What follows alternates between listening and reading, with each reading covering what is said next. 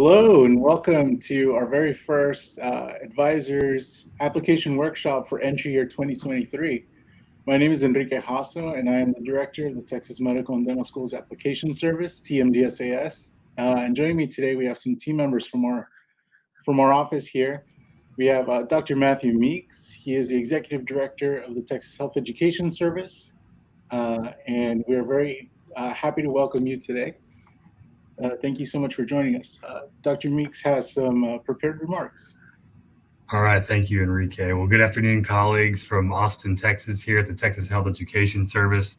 I'm as Enrique said, the Executive Director of TXHES, which administers and amplifies the missions of the Texas Medical and Dental Schools Application Service and the Joint Admission Medical Program, and with a mission to support you all, our advisors, and the pre-health community in reaching and empowering aspiring dentists, physicians, podiatrists, and veterinarians with educational resources to enhance their preparation for a career in the health professions. And with this mission in mind, Mr. Enrique Jasso has put together a series of webinars, including this first one for our advisors as a means to both provide updates on the application and admissions processes with our 21 member medical, dental, and veterinary and podiatry institutions, and also to get your feedback on how we can more effectively reach students to inspire them for a career or calling in the health professions. And the state of Texas, as you all know, has an incredible need for healthcare practitioners. I don't know if y'all have seen it, but the latest report out of DSHS indicates that the need continues to increase with growing disparities throughout our state, such as in the Rio Grande Valley and in East Texas, and even in the urban areas of Houston, Dallas, and right here in Austin. So the work that you all do in inspiring and equipping our future healthcare leaders has never been more vital. So I want to thank you for all that you do and look forward to our continued partnership moving into the future. And with that, I'll turn it back over to Enrique to get us started. Thank you.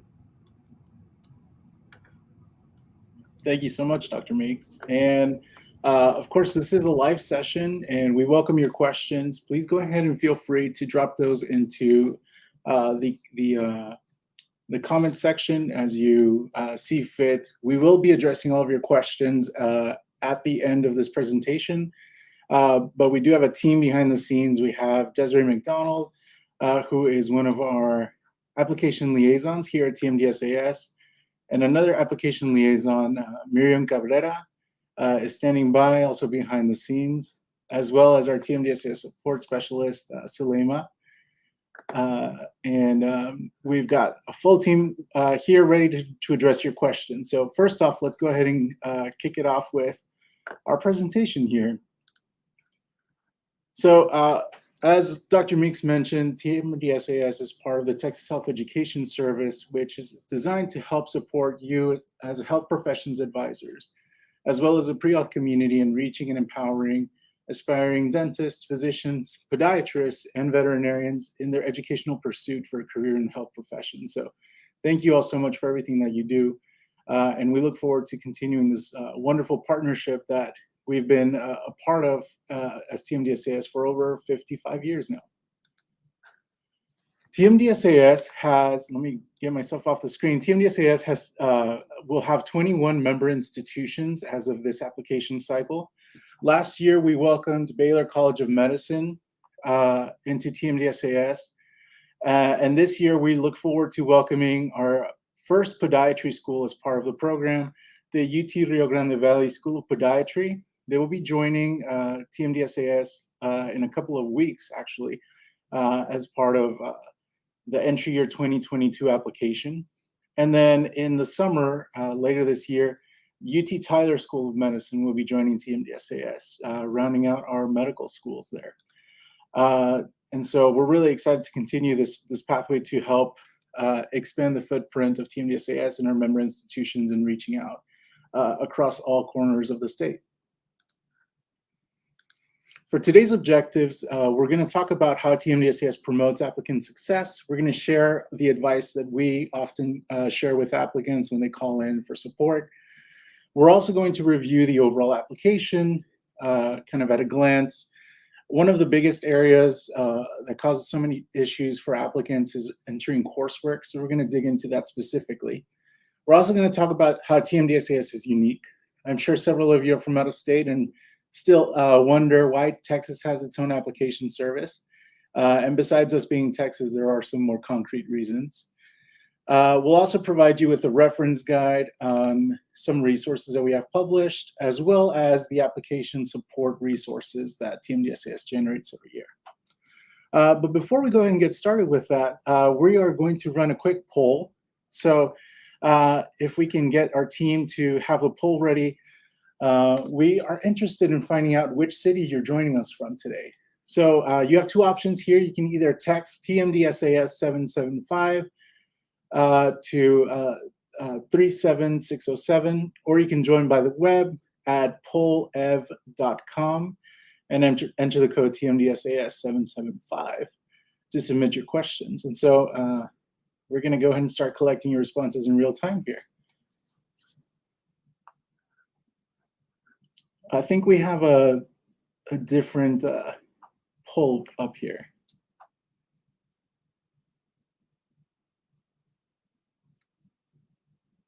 There we are.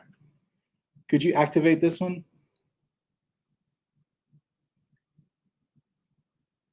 Great. Thank you. So yeah, please let us know where you are from. It looks like we're starting to get some results here.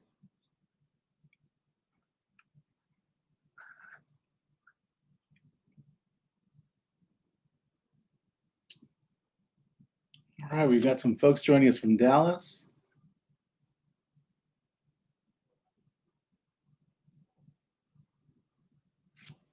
Excellent. Several folks joining us from Dallas. New York City, welcome.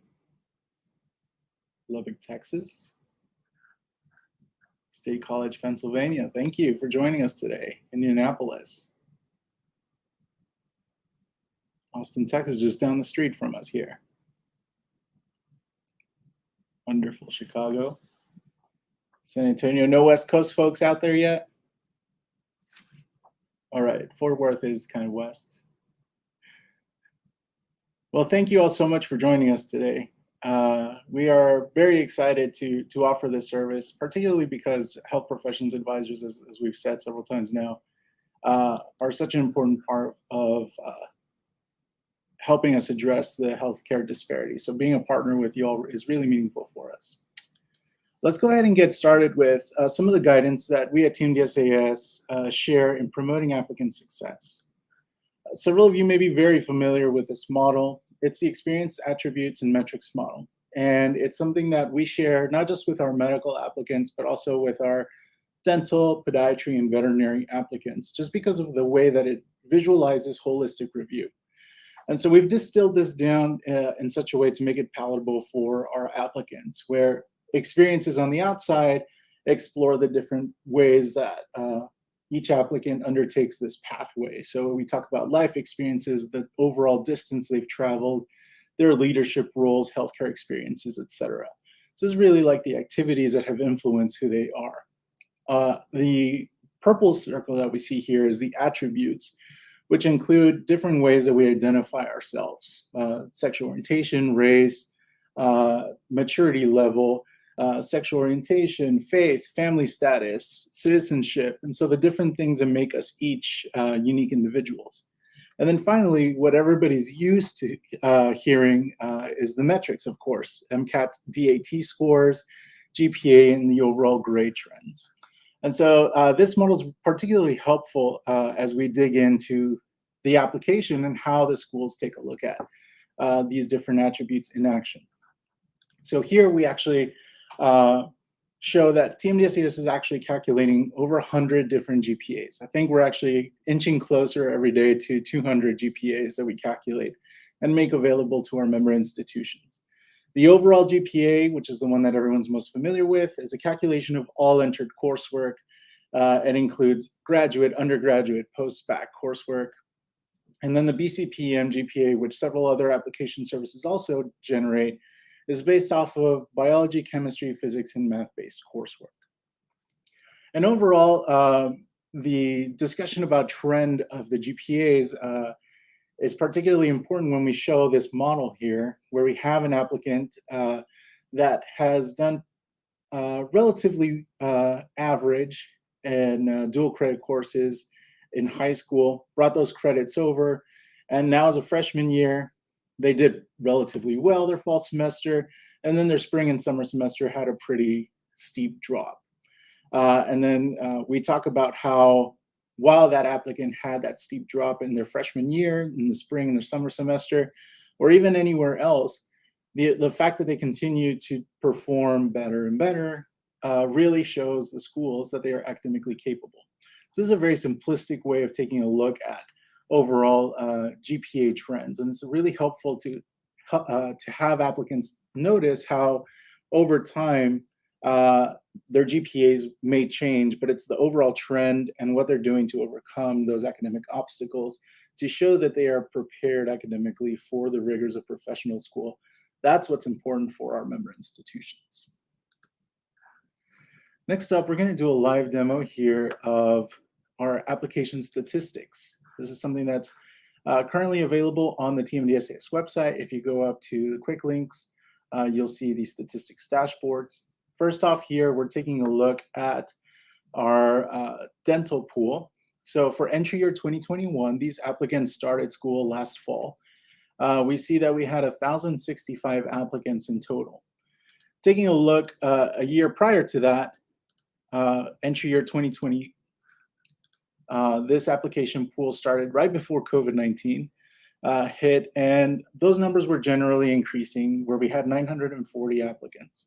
Our dental pool has historically been one of the most stable in terms of size. And so seeing that in entry year 2021, we actually saw that quote unquote Fauci effect, where other application services also saw a bump. Our dental applicants did definitely see that bump in applications overall. And then for entry year 2022, which is the cycle that we're currently interviewing for, those applications did drop just a bit, but overall in a 3-year trend, they're still trending upwards. And so while we did see a slight dip in our dental applications, there is still definitely a group that continues to grow overall. And let me actually show you all some basic statistics for this group. Of course, a 3.5 GPA for entry year 21, 3.37 BCPM GPA. You all can play around with this a little bit more, but here is the overall matriculated statistics of a 3.71 and a 3.64 BCPM GPA. We can also take a look at their test scores and how those have progressed along the admissions funnel. So we have an average perceptual ability of a 20, academic average of 19.9 for overall applicants. For those that were accepted, it's just a slight increase. And so I think this is really speaking to the integration of holistic review for our dental schools. Taking a look at our medical schools, again, this is one of those pools that saw the largest increase year over year. You see here in entry year 2020, we had 6,000 applicants apply.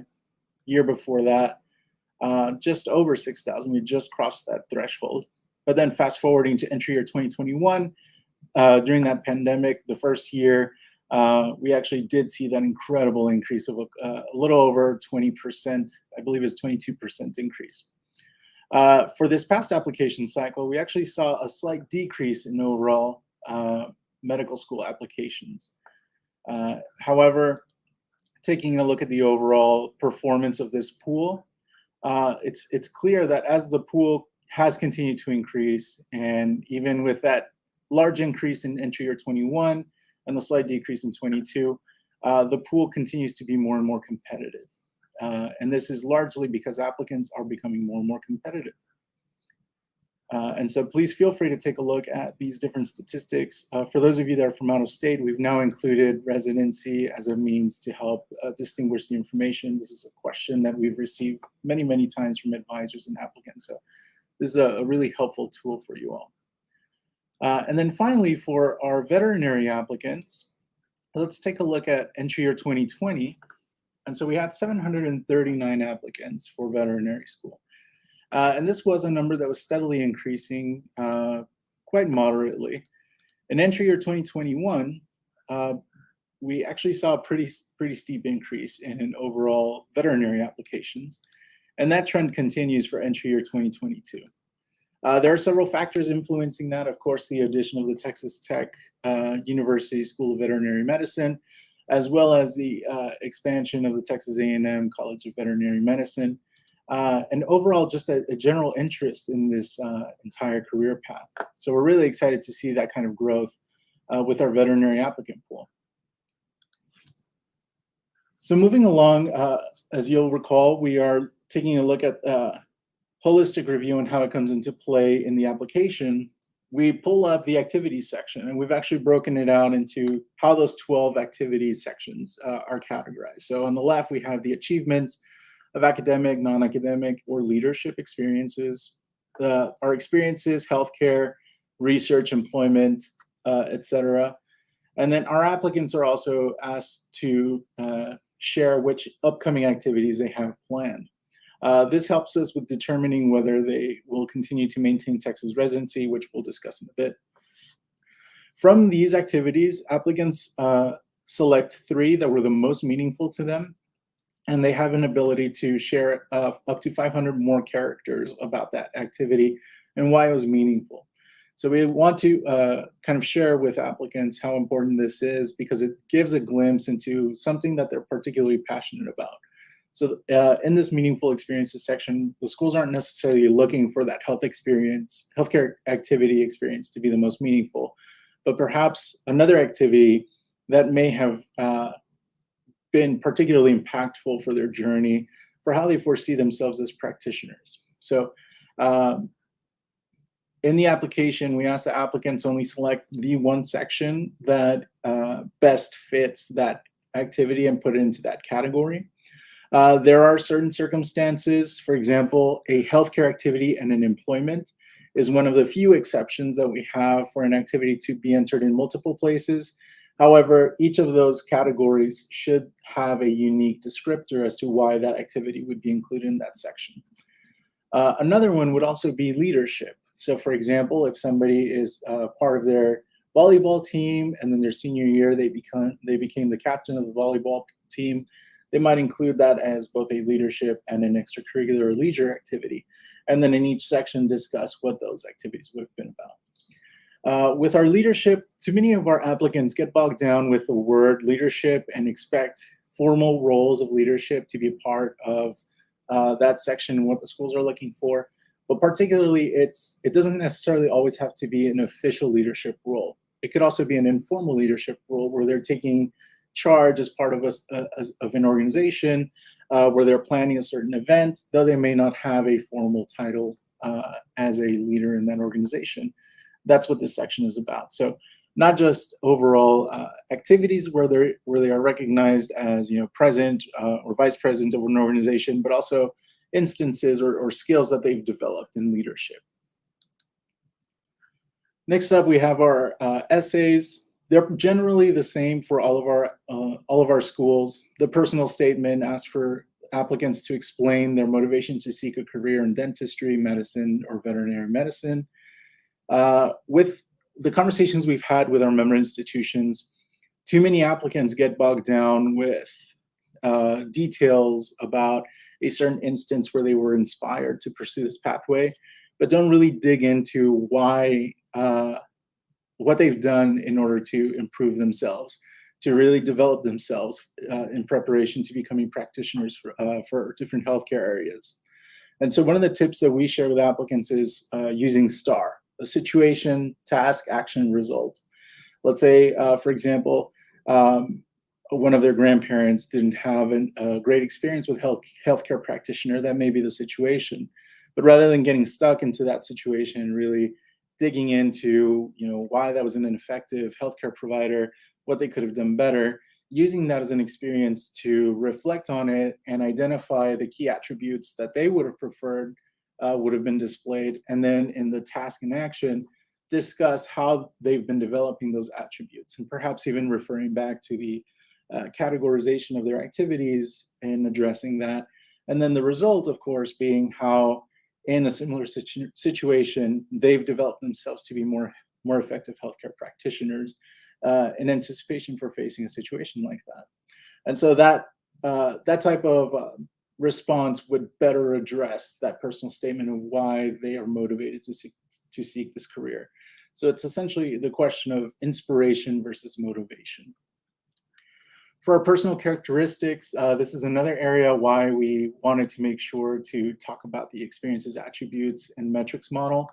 Those personal characteristics, the essay that we have here is essentially asking applicants, what is it about their background, about their experiences that make them unique, that could contribute to the educational experience of others. And so we use the experiences and attributes model and also core competencies from the AAMC that medical schools have developed nationwide, as well as our dental schools have a list of domains that they're seeking in practicing dentists. And the veterinary schools have also recently identified a set of core competencies. They're largely overlapping. And so this is something that we share with applicants in order to help them identify which strengths they have in their application. And then, of course, the optional essay, which is not optional. We like to frame that as an opportunity for the applicants to directly address an admissions committee and point out any specific areas of their application they'd like to focus on or perhaps expand on. As well as making sure that they address any issues that they may anticipate. For example, if somebody has a bad semester and that shows up on their transcripts, this is an opportunity for an applicant to address that in the situation, and essentially, again, using that STAR method of what they've done to improve as a result. Selecting the evaluators is something that is very important for applicants. Several institutions, undergraduate institutions or health professions office offer a committee letter or a health professions packet. And through these, the health professions advisor serves a role in helping the applicants curate their letters. However, a large majority of our applicants are actually submitting letters individually. And any one of those three methods is equally accepted and viewed equally in the eyes of the schools.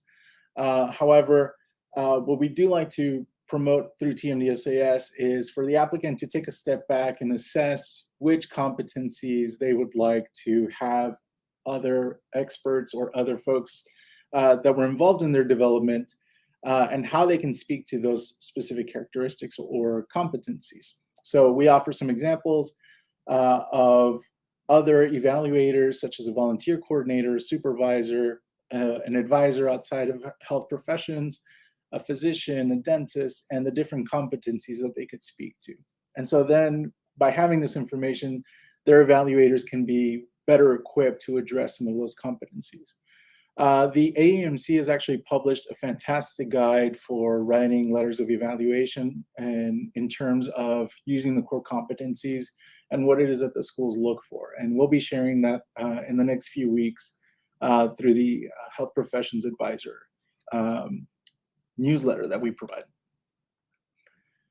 So before we take a look at the TMDSAS application, we've got another poll for you all just to make sure everyone's still awake. And so for this next one, we are interested in finding out what kind of questions your applicants are asking you about TMDSAS. So we'll give you all a few minutes to take out your phones and send in your responses.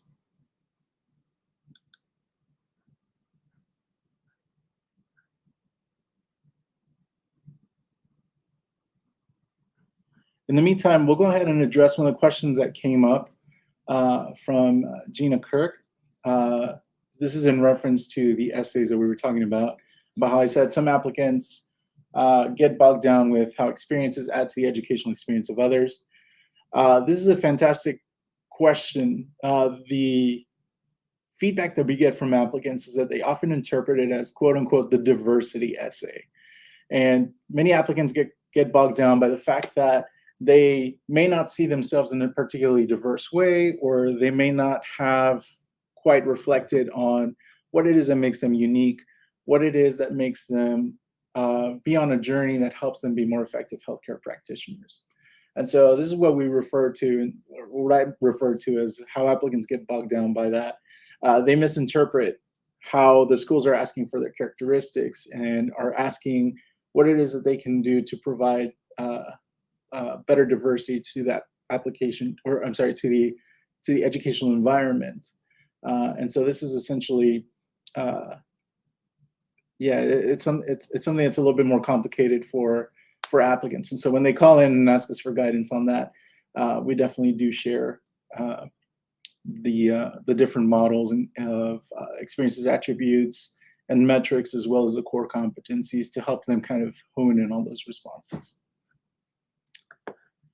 All right, applicants often ask about shadowing, letters, the admissions process. MCAT's a big one, the match, the statement, deadlines, experience. We're gonna hit a good chunk of these. So thank you all so much for your responses there. So let's go ahead and dig into the overall application. For TMDSAS, we have 14 major sections of the application. Applicants select the schools that they would like to submit their applications to. TMDSAS has a flat rate application fee. For the cycle is $200, and that means that an applicant can submit to one school or all TMDSAS schools. The application history inquires about any other application services that an applicant may be submitting an application to, whether it be AMCAS, ADSAS, ACOMAS, or VIMCAS, and whether they've received offers of acceptance previously. And this is a key area for students to be transparent about their application history to other services. And then, of course, personal information, educational history, college coursework, which we'll dig into in a bit, planned enrollment, education and training history, which is where we have our section asking non-traditional students to identify themselves and offering them a space to discuss how their journey has been impacted by being a non-traditional applicant.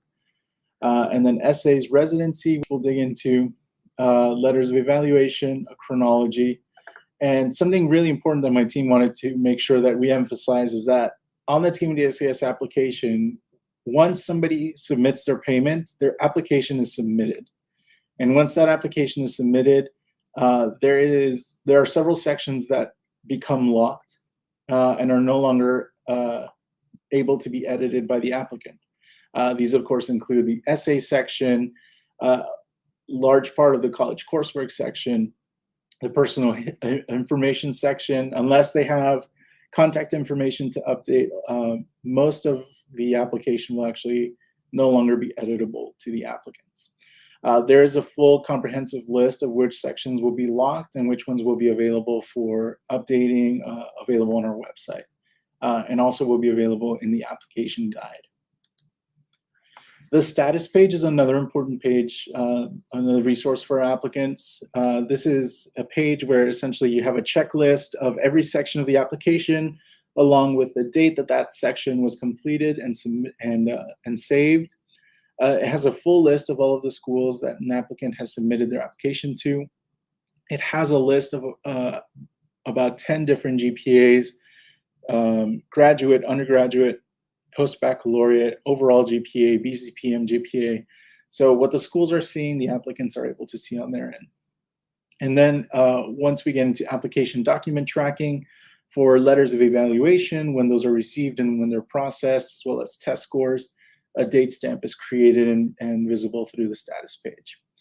I do want to mention for the TMDSAS application, we do not require letters of evaluation, test scores, or transcripts in order for an applicant to submit their application. So we do encourage applicants to apply early, but those three elements don't necessarily have to be available at the time an applicant submits their application. Transcripts are only submitted when they're requested by TMDSAS. For veterinary applicants, that's at the point when they receive an interview. And for medical applicants, often when they are getting ready to receive an acceptance offer. And so here we have three different scenarios that depict why it's important to apply early. So at the top, we have an applicant who submits their application at the first opportunity in mid-May. At TMDSAS, it takes us about 2 to 4 weeks in order to process an application and transmit it out to our schools. And then the green bar represents the amount of time that a school has a completed application. Now, for reference, most of our institutions will probably start looking at interviewing between late July and mid-August. And so this is kind of the sweet spot right here. For those that submit in midsummer, let's say early July or late June, having those 2 to 4 weeks means that the schools have a complete application transmitted to them. And so an applicant can really take time to plot out what their application looks like. Let's say they submit a week before their MCAT test. The MCAT takes 4 weeks to get a score back. It takes us 4 weeks to get the application transmitted to a school. So they could time it where their letters, their MCAT scores, and their application is now visible to the school around the same time that they start interviewing. Now, for applicants that do submit at the deadline is still a viable time to submit an application, but it severely limits the amount of time that a school has in order to extend offers to interview. And so we really encourage our applicants to apply as early as they feel they have a complete and well thought out application. Another resource for our applicants is the Prescribed Coursework Report, the PCR. This report distills all of the courses that are part of prescribed coursework or any other sections of interest for our member institutions. So all of our prescribed courses, English courses, statistics, biology, biochemistry, organic chemistry, engineering and natural sciences will all be visible on here. But this is not an exhaustive list of all of the courses that an applicant has taken. And so we'll go ahead and dig into that in this coursework section. So for entering the coursework into the TMDSAS application, we have different sections. This is something similar to what we see in different application services. So for example, an anatomy and physiology class would be entered as a biology category. A general chemistry course would be coded as chemistry, etc. English would not necessarily be a part of the BCPM GPA, but it will be visible on the PCR. So we went ahead and included it on here. And we have 2 new sections this year, engineering and natural physical sciences that we'll discuss in a second. So the way that applicants know how to code these courses is by going to the TMDSAS website and taking a look at the course listings. The course listings is something that we generate through TMDSAS that essentially identifies the courses at each one of your institutions and how they should be coded into the application based off of a review. There are, of course, as you all know, several courses that may not necessarily fit into these different categories. And so this is why it's important, particularly for statistics, I think is a solid example here.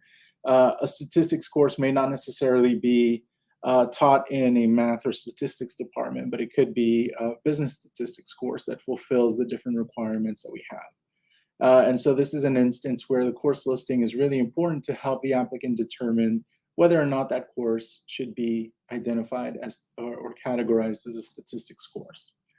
And of course, any BCPM courses will be coded as BCPM GPA. So biology, chemistry, physics, math, the statistics, the organic chemistry, all of those will go into BCPM GPA.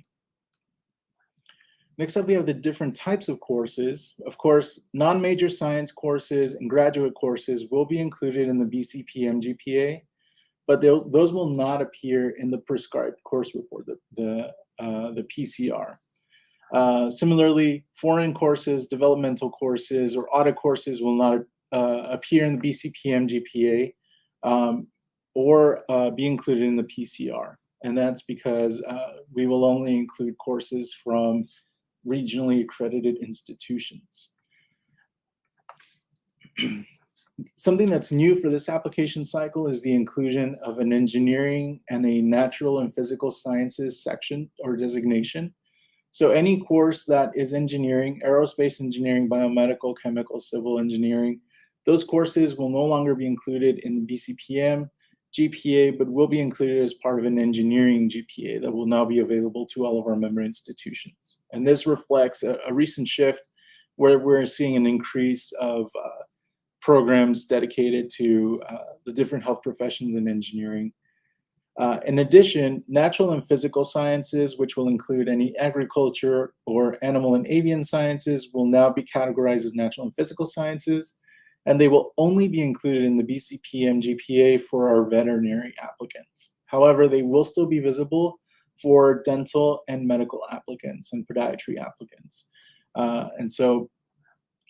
These are some brand new sections, and they'll help our schools better navigate through the coursework section for each applicant. So we've got another poll for you all, and this one's definitely a loaded one that we want to share. Make sure that you are aware of our course listings. Please take a look at the course listings page on our website, and we're going to share a link here on YouTube in a second to make sure that you can take a quick look at it and make sure that we've included the courses that your students are taking and that they are in the correct section. So we'll take a couple of seconds.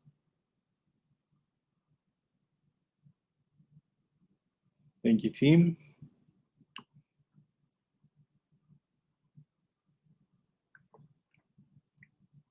So yeah, please visit the TMDSAS website. We do have a dedicated page for our advisors that gives you a shortcut to the course listings, and you can pull up in the search. We have several hundred universities included on there, but of course, you all are our eyes on the ground. So please let us know if there's anything we can do to help support your students. All right, onward. Some of the things that are unique to TMDSAS is the chronology of activities. This is something that's generated after the application is completed, but right before it's submitted.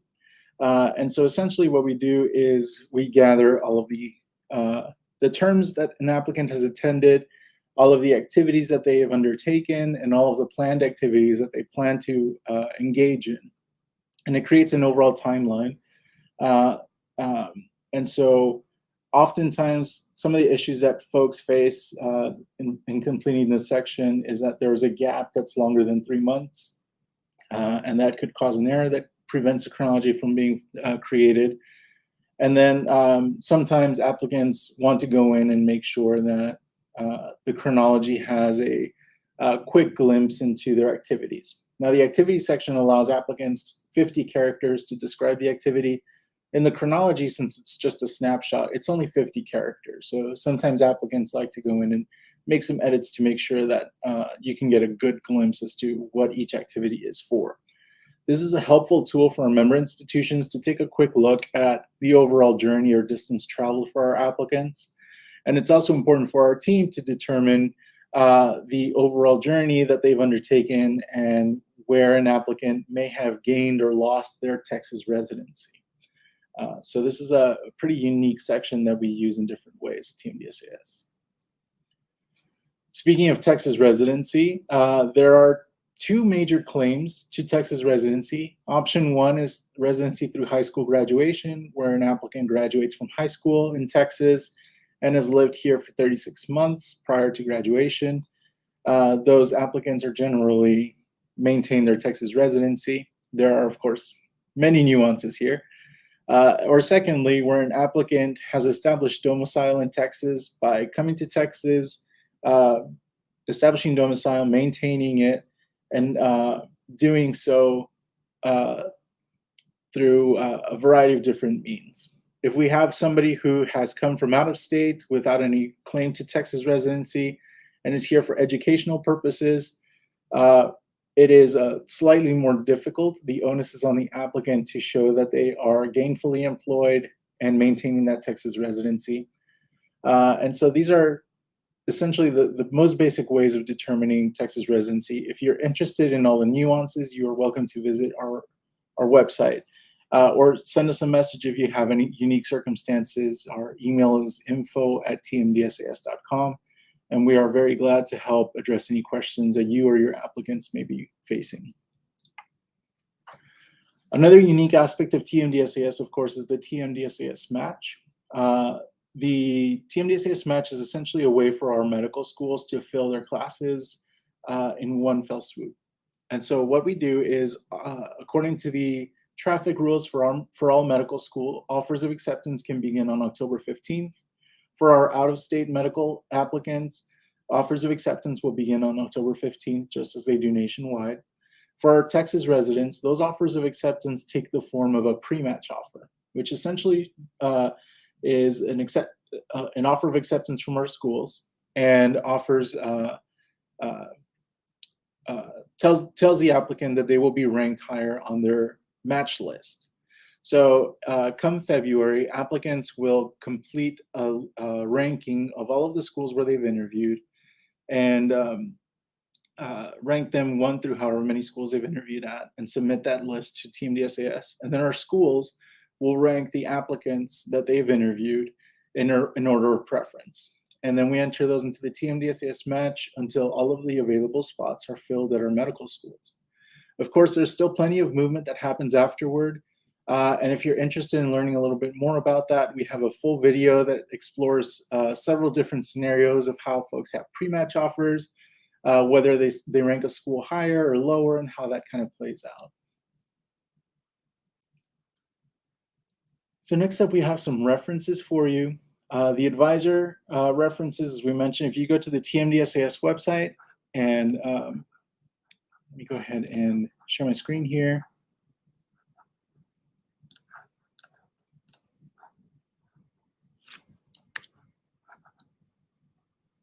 Over at the TMDSAS website, get support and advisors. Sorry, get support and then advisors. It'll bring you to this page where you have the the advisor portal user guide. It walks you through all the different statuses that we use at TMDSAS and how those come into play in the application portal. If you need access to the application portal, it gives you the email to reach out to our team to grant you access. It also has that link that we mentioned to the course listings, so you can take a look and see if those are up to date. And if you have any questions or suggestions on what we can do to improve this page for you all, we are definitely available for that. For our timeline for entry year 2023, the application will open on May 2nd. However, applications will not be submitted until Monday, May 16th at 8 a.m. During that time, UT Rio Grande Valley School of Podiatric Medicine will have their application open for entry year 2022, so the class that will be starting this year. The deadline for that class will be June 10th, and then we'll also have simultaneously open the entry year 2023 for UT Rio Grande School of Podiatric Medicine. So if you have applicants who may not have heard news that they may have wanted from one of our schools or from another school, the UT Rio Grande School of Podiatric Medicine application is still open for entry into this year. For our veterinary applicants, they have a deadline of September 16th. And for our dental and medical applicants, the deadline is November 1st. We'll be posting these to our website. They're already available on our website. And we'll be posting some additional auxiliary dates, such as the TMDSAS match date and some of the additional dates for you to keep an eye out. In the next few weeks, we'll be releasing the entry year 2022 applicant survey. Through these surveys, it's part of our larger mission as part of Texas Health Education Service to gain feedback, to gather data that informs our operations. And so as a part of this, we've created the course listings. We are on track to developing a brand new application interface for the TMDSAS application and the development of these workshops to help address the needs of our specific populations. So please help us with encouraging your students that applied this past cycle to fill out that survey and give us the feedback that we need in order to better serve those students. Our application guide, formerly the application handbook, will be published mid-April, and it'll be a more integrated resource for you all. It's going to be a step-by-step guide of the application, as well as our overall procedures for different scenarios, and we'll integrate some of the resources that we've been creating over the past few years in order for applicants to have a holistic view of what they need to do in the application. So taking a look at those, we have Second to the last question here for you all. And so that from here, we'd like to know, what can we at TMDSAS do to help you as advisors in supporting your students?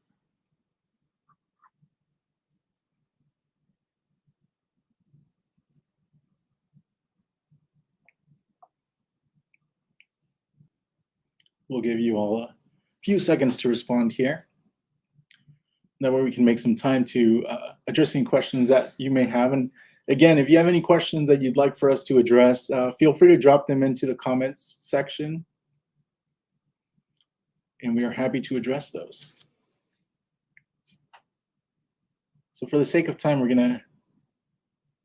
gonna leave this up for about 5 more seconds. Regular updates, more webinars, recorded workshop, walkthrough. Excellent. Well, thank you all so much for the feedback. Please feel free to continue to offer the feedback. We're just going to change the view here so we can get to your questions. The TMDSAS support team has developed several resources for applicants. These are largely published on the Inside Health Education newsroom. And so you see here in the screenshot, we wrote an article about how a bad GPA is not the end of the world. We also talk about different sections of the application that could be raising some issues with applicants, and as well as some inspiring stories from folks that have gone through this journey and really want to come back and offer feedback and support for those currently starting to pursue this journey. So please encourage your students to check out the Inside Health Education newsroom. It's available at insidehealtheducation.com. And this is a resource that's updated several times a week throughout the year. Similarly, we have the TMDSAS office hours. These are live Q&A sessions that our TMDSAS support team hosts, and they are designed around questions that we're receiving here at TMDSAS to make sure that applicants feel well supported and they have the guidance that they need every step of the way throughout the cycle. We do have several additional workshops coming up later in the next 2 months. Next week, we'll be doing one for freshmen and sophomores and what they can do to prepare for this journey. Then we'll be doing a session for parents of pre-health students happening on March 18th. For our reapplicants, opportunities that they have to enrich their application. And for non-traditional and military applicants, we have a special session on a Saturday morning. We'll also be doing a workshop specific to the veterinary applicants, the dental applicants, and the medical applicants. And then the Monday before the application opens, we'll have what we call an Ask Us Anything session, where folks can just jump in and ask any questions that they have about the cycle, and our team will be ready for those. We're also excited to have some panels with our member institutions. The dental schools will be on April 19th. Our medical schools will be doing a panel on the 20th. Our veterinary schools will be doing a panel for April 21st.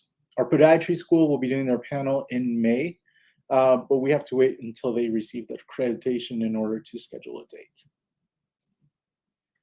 So thank you all so much for joining us. Here's my my direct email, or if you have any general questions for the rest of the team, our collective email is info@tmdsas.com. And we're going to go ahead and dig into your questions. We have about 10 minutes, but I will stick around for as long as questions keep coming in. We want to make sure to address those. All right. When do schools typically start reading letters of recommendation in their admissions process? During application screenings, post-screening, pre-interview, post-interview. We actually addressed this in a series of podcasts that we hosted with the deans of admissions from Texas A&M and Texas Tech. And Sulema, if you could pull up the link for those to share it here. And so in those sessions, the deans discuss, how their internal processes look like once an applicant hits submit, what happens. The letters of recommendation are definitely something that's an important part of an application in terms of making sure that those are received before offers of acceptance. I'm sorry, before an offer for interview is extended. And so I think it's safe to assume that these are happening during the pre-screening for interviews. I would actually group that together with application screenings. I think oftentimes the letters of evaluation offer some unique insights into who the applicant is, and sometimes they may even offer some insights that may be concerning to some of the schools. We've definitely heard some instances where an applicant had some unethical behavior, and that was revealed through that letter of evaluation. So I think for the most part, our member institutions are waiting until they receive those in order to extend offers of for an interview, invitations to interview. All right. Thank you, Jamie. If my institution is not listed in the course listings page, what should I do? Please send us an email at info@tmdsas.com, and our team is ready to help build out that page. We'll need some information from you to determine which courses should be included, and we'll have some folks evaluating the courses to make sure that they fulfill the prerequisites. But yeah, that whole process starts off by you reaching out and sending us an email.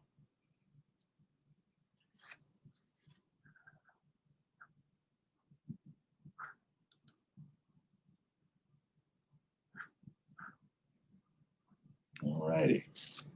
It looks like we're pretty caught up on questions, but I'm going to bring in the rest of the team here, Sulema, Desiree, and Miriam.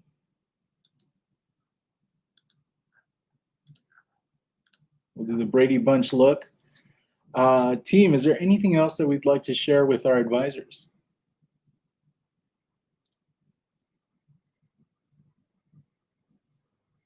I know we've covered quite a bit of ground today.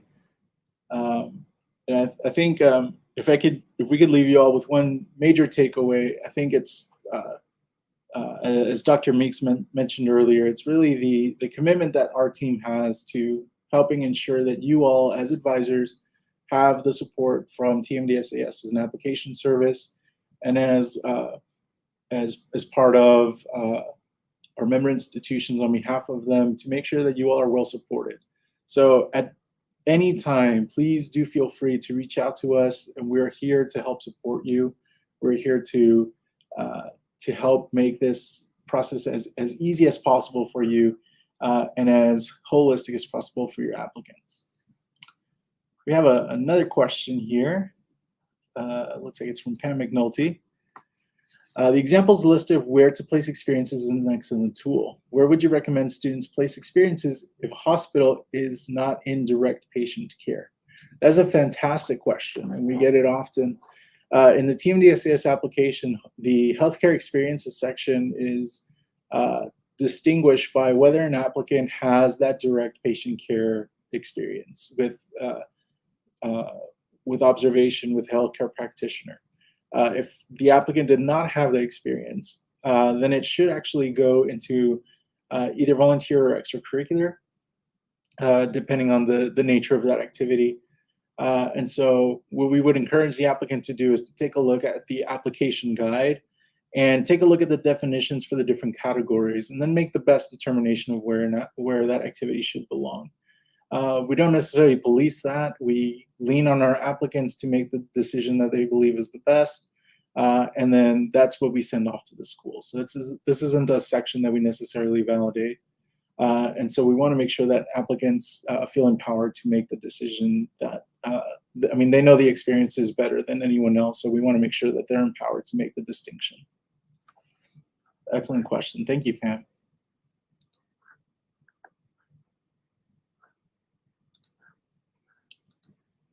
All right. Well, thank you all so much for joining us once more.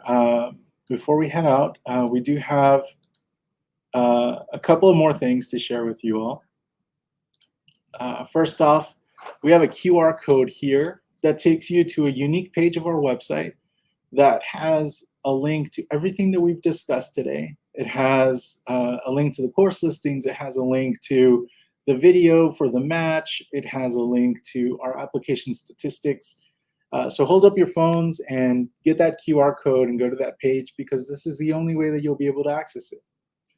And then finally, as we mentioned, this is a learning organization, and we want to make sure that we're providing a helpful service to you all. So we have one last question for you. and that is if you could rate how this presentation went. And my team is ready to go. If you rate it as not helpful at all, we are ready with a little GIF of a cat that's dancing, just in case this goes south.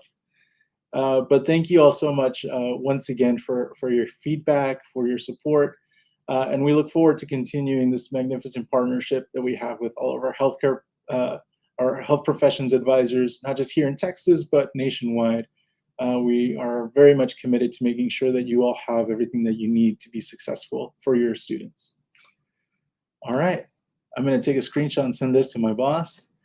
What I will share is on behalf of everybody here at TMDSAS, at the Texas Health Education Service, thank you all so much for everything that you do. And again, we are a phone call or an email away, so let us know how we can help you all.